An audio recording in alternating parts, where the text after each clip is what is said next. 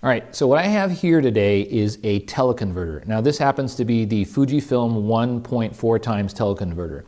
And the way it works, the way all teleconverters work, is they extend the range of a telephoto lens.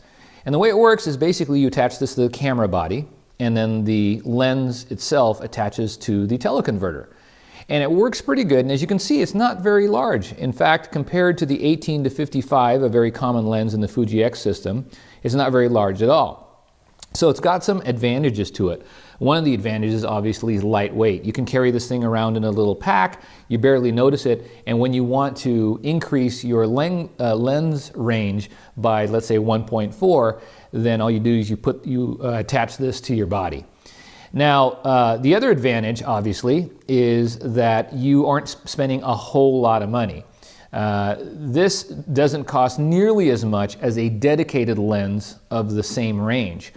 The dedicated lens would be larger, cost more than the setup that I currently have. There are some disadvantages though, and this is disadvantages that happens with any teleconverter. It doesn't matter the brand, and it's just because of physics. Some of the disadvantages is a loss of light.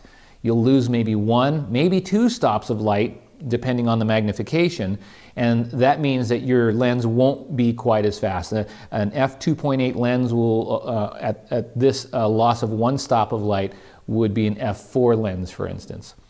On certain teleconverters, you also lose the advantage of autofocus, so you won't be able to autofocus. Other teleconverters might allow you to get closer, but you might have a degraded image. So that's teleconverters in general. But today we're going to be heading out to the San Diego Safari Park to take a look at the Fujifilm 1.4 times teleconverter and see how it fares.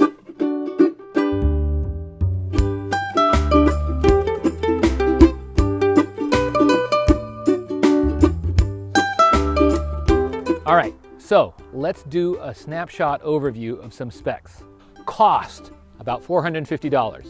It maintains light metering, image stabilization, and autofocus. The lens construction has 7 elements in 3 groups. The weight, without the lens caps, is 130 grams. It's got a weather-resistant construction. It's got some nice seals, which goes well with the XT1 and the 50 to 140 lens. As a combo, it makes a great weather-resistant camera.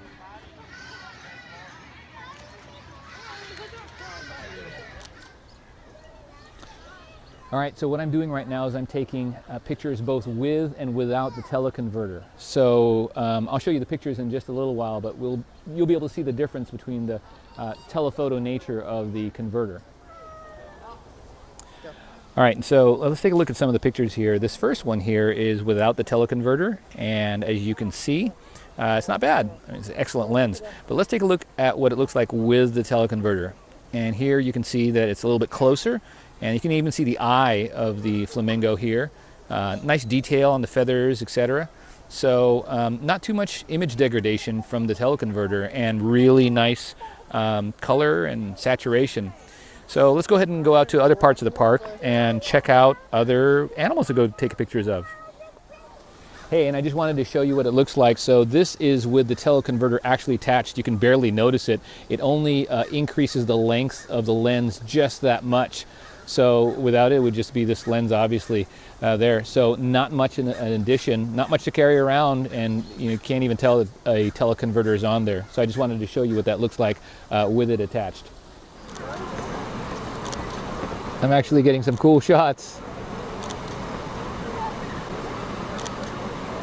These two birds are doing some cool things over there.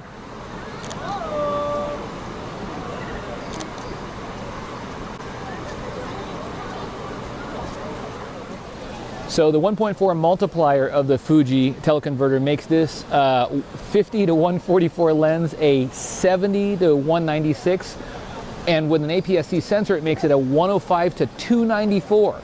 So essentially I'm shooting at 294 millimeters right now. All right, so what you're seeing here is a crazy day at the safari park. It's not always like this, but there was a ton of people there at that time. I did get some shots. Here's one of the gorilla without the teleconverter, and here's one with the teleconverter. I really like the color rendition. And here are a bunch of lemurs that were all huddled together because it was kind of a cold day. And here's with the teleconverter, and I'm zooming in a little bit here so you can go check it out, and you can see the fur and everything. Nice detail. So one thing about any teleconverter, it doesn't matter what brand, Canon, Nikon, any brand of teleconverter is going to have a reduction in light. And any teleconverter that's over 1.0 multiplier is going to reduce the amount of light. It's simple physics. It has nothing to do with the brand or how well it was designed. So this 1.4 multiplier therefore reduces it by 1 stop of light. In other words, this 2.8 lens now becomes an f4 lens. However, a good sort of thing that happens is on the other end of the aperture. The minimum stoppage of this is at f22, but because of the 1.4 multiplier, it now becomes a f32, which is really good if you're doing any long exposures, things like that. Now that's at a 1.4 multiplier. If this teleconverter was a 2.0 multiplier, you'd lose 2 stops of light, so it gets even dimmer. And sometimes you even lose autofocus and the ability for any metering or any electronics to actually work. You have to do a lot of things manually. So something else to consider if you're thinking about getting a teleconverter.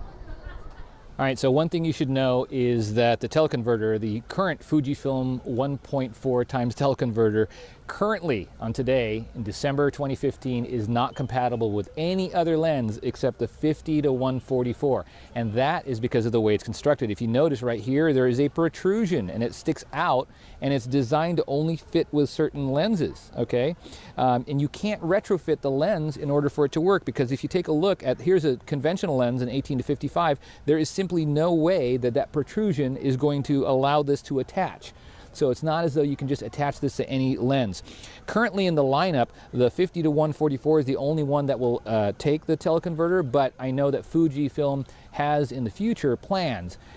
There's a lot of speculation that the upcoming 100 to 400 lens, which would totally make sense because it is also a telephoto lens, would fit on this and therefore be able to be used by it. So just by the design, and that happens a lot with teleconverters, they're only usable with certain lenses. So one reason to consider whether or not you want to get a teleconverter or not, because it's not going to work with every single lens. So I hope that was helpful for you. And this may not seem like a lightweight pocket lens type camera, but relative to DSLRs, it is a actually lightweight compact system. And so we've got some decent pictures, some nice comparisons between the telephoto lens with and without the teleconverter. My name is Sonny Portatio, and for more information on how to use mirrorless camera systems or compact camera systems to get great pictures, head over to pocketlenses.com.